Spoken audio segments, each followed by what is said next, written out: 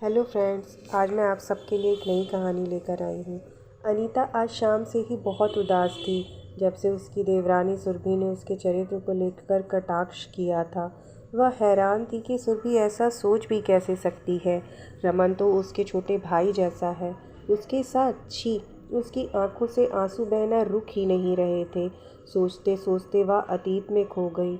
जब वह शादी होकर इस घर में आई थी तब रमन सिर्फ 12 वर्ष का था।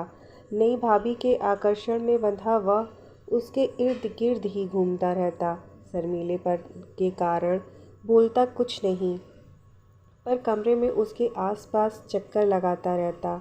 उसके प्यार से बोलने पर वह धीरे धीरे खुलने लगा। फिर उन दोनों में अच्छी दोस्ती हो गई। अनीता अपने भाई को छोड़कर आई थी, जो लगभग इसी उम्र का था, अतः रमन में उसे अपना भाई नजर आता। वह काफ़ी उससे हिल मिल गया। धीरे धीरे वह अपने काम भी उससे कराने लगा। कभी दोपहर में फुर्सत मिलने पर वह उसके साथ लूडो सांप सीढ़ी खेलती, उसके होमवर्क करने में मदद करती। उसकी यूनिफॉर्म, स्कूल बैग, टिफ़िन सबकी जिम्मेदारी उसने अपने ऊपर ले ली। मम्मी जी उन दोनों का प्यार देख बहुत खुश होती। बड़े होने पर भी वह हर ज़रूरत के लिए भाभी को ही आवाज़ लगाता। समय रेत की समान मुट्ठी से फिसलता गया। पढ़ाई पूरी करने के बाद वह एक मल्टीनेशनल कंपनी में अच्छे पद पर कार्य करने लगा। अब समय था उसके लिए लड़की चुनने का, तो यह जिम्मेदारी भी उसके सास ससुर ने उसके ऊपर ही छोड़ दी। बेटा, अपनी जैसी ही संस्कारित लड़की का चुनाव तुम्हें ही करना है, जो परिवार से तालमेल बिठा सके। उसकी खोज सुरभि पर जाकर रुकी। सुरभि हर तरह से उसे रमन एवं परिवार के योग्य लगी। चटमंगनी पट ब्याह हो गया और सुरभि उसकी देवरानी बनकर घर आ गई। स्वभाव से मजबूर उसने उसे भी अपनी छोटी बहन की तरह ही समझा। प्यार से उसे कोई परेशानी नहीं आने दी। इसी बीच वह स्वयं भी 2 बच्चों की मां बन चुकी थी। उसके बेटा बेटी भी नई चाची के आसपास मंडराते रहते। छोटी बेटी पिंकी तो उसकी गोद से उतरने का नाम ही नहीं लेना चाहती। खाना भी उसके साथ ही खाती। हाँ, अभी रमन के व्यवहार में कोई परिवर्तन नहीं आया था। वह अपनी छोटी बड़ी ज़रूरत के लिए भाभी को ही आवाज़ लगाता। शादी को कुछ माह गुजरने के बाद सब कुछ ठीक चल रहा था, किंतु सुरभि को अब यह पसंद नहीं था कि रमन अपनी भाभी से किसी काम के लिए बोले। बरसों की पुरानी आदत को बदलने में समय लगेगा, वह सुरभि को समझाता, किंतु वह मन ही मन कुढ़ने लगी थी। धीरे धीरे वह अनीता को रोकने लगी कि आप क्यों रमन का काम करती हो। अनीता हतप्रभ रह गई यह सुनकर।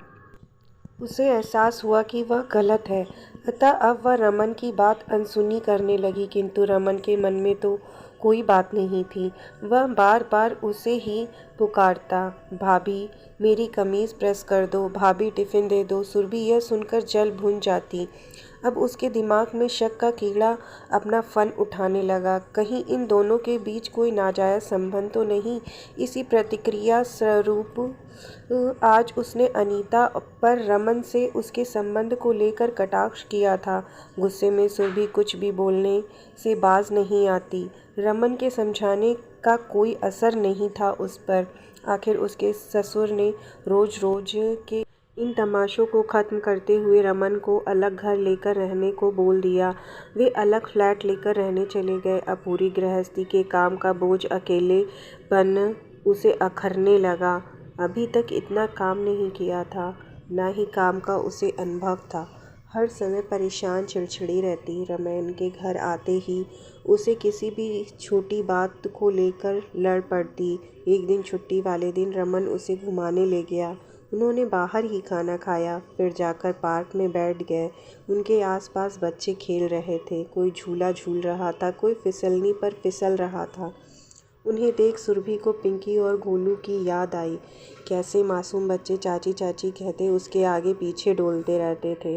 तब रमन ने उसे अपने बचपन की बातें बताईं। कैसे वह जब छोटा था भाभी से ही सब काम कराने की जिद करता था। वह भी प्रेम से छोटे भाई की तरह मेरा ख्याल रखती थीं। उन्हें मुझ में अपना छोटा भाई नज़र आता था जिसे वो शादी के समय मायके छोड़ आई थी।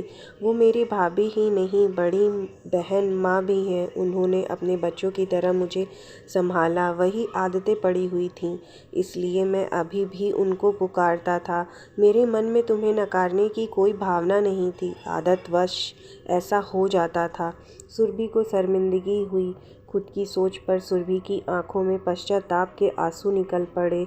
रमन से माफ़ी मांगते हुए बोली, मुझे अभी घर ले चलो, भाभी माँ से माफ़ी मांगूंगी। जैसे ही दोनों घर पहुँचे सबको आश्चर्य हुआ।